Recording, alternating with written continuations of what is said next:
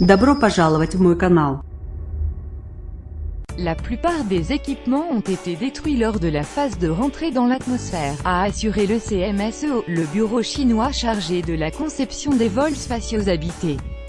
Dans un communiqué, la station spatiale chinoise Tiangong s'est bien désintégrée, lundi 2 avril, lors de sa rentrée dans l'atmosphère au-dessus de la partie centrale du Pacifique Sud. La plupart des équipements ont été détruits lors de la phase de rentrée dans l'atmosphère, a assuré le CMSEO, le bureau chinois chargé de la conception des vols spatiaux habités. Dans un communiqué, cela met un terme à 2 années de vol incontrôlé en orbite. Après plusieurs journées d'incertitude, le laboratoire spatial a fait sa rentrée dans l'atmosphère lundi vers minuit et 15 minutes. L'engin, en vol incontrôlé depuis 2016, a regagné l'atmosphère un peu plus tôt que prévu. La station spatiale abandonnée pesait environ 8 tonnes mais ne devait pas causer de dégâts en tombant, avait cherché à rassurer la Chine.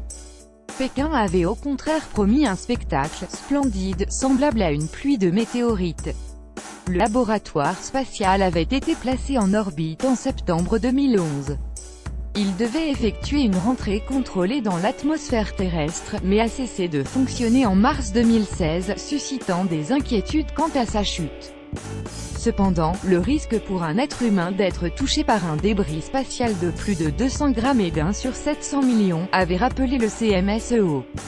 Les gens n'ont aucune raison de s'inquiéter, avait-il assuré. En 60 ans de vols spatiaux, il y a eu quelques 6000 rentrées non contrôlées de gros objets fabriqués par l'homme, et un seul débris a touché une personne, sans la blesser, selon Stijn Lemmens, un expert de l'Agence spatiale européenne, ESA. Lors de la rentrée dans l'atmosphère, la chaleur croissante et les frictions entraînent la combustion ou l'explosion de la structure principale, à quelques 80 km de la Terre, d'après la même source.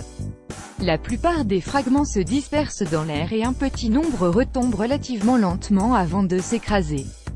Le contact avec la planète a plus de chances de s'effectuer en mer, les océans occupent plus de 70% de la surface terrestre. La station Tiangong est le 50e plus gros objet à effectuer une rentrée non contrôlée depuis 1957, estime Jonathan McDowell, un astronome du Centre d'astrophysique Harvard-Smithsonian aux États-Unis. À lire aussi UG Associés Astronomie Chine Espace.